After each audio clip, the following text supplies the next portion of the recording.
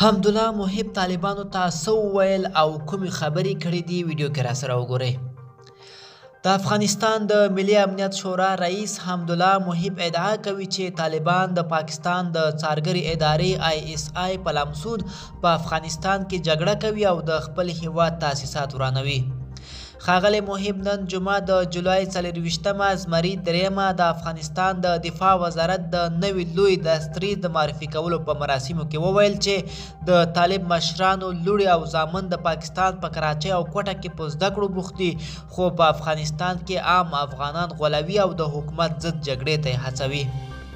هغه د طالبانو مشرانو ته په خطاب وویل طالب مشرانو دا د شرم ژوند نور پرېږدئ، بې عزتي بس ده، د یو افغان لپاره غلامي هم بس ده، د یو افغان لپاره د چا غلامي، د یو استخباراتي ادارې غلامي وشرمېږئ.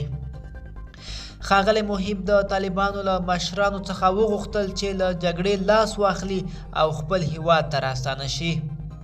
طالبانو تر اوسه د افغانستان د ملي امنیت شورا رئیس څرګندونو ته غبرګون نه دی ښودلی، خو له دې وړاندې په کراتو افغان حکومت یوه مزدوره اداره بللې او په وړاندې یې په جګړه ټینګار کوي.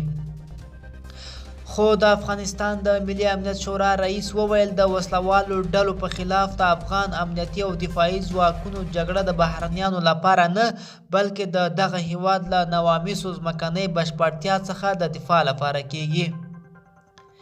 ښاغلی محب پر افغان امنیتي او دفاعي ځواکونو غږ وکړ چې په هر ډول چې کیږي د دښمن په وړاندې خپلې مقابلې ته لا قوت ورکړي او زیاته کړه که ضرورت د دې دی چې یو غیر متعارفه جنګ ته د قوت ورکړئ. دښمن تر هغې پورې چې خپل شیطانت پرېښی نه وي زموږ او ستاسې وظیفه دا ده چې له خاورې او خلکو دفاع وکړو. همداشان د افغانستان د دفاع وزارت سرپرست اسدالله خالد په دغه مراسمو کې پر طالبانو غږ وکړ چې اوربند ته غاړه کیږدي او د سولې خبرو ته حاضر شي. هغه وویل موږ په داسې حال کې چې هم د دفاع توان لرو هم د هرې بدې ورځې آمادګي لرو، بیا مو هم غږ په ټولو افغانانو خصوصا پر طالبانو دا دی چې سولې ته راشي، اوربند ته راشي او نور دا د جنګ او جګړې ټغر په دې وطن کې راټول کړي.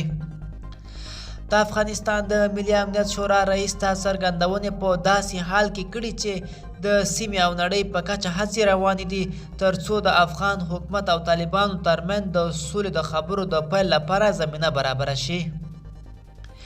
ملګرو دا وه زموږ چمتو شوې ویډیو. د لا ښکلې ویډیوګانو لپاره زموږ ځواک TV چینل در سره سبسکرایب کړئ او تر بلې ویډیو ښه وخت ولرئ.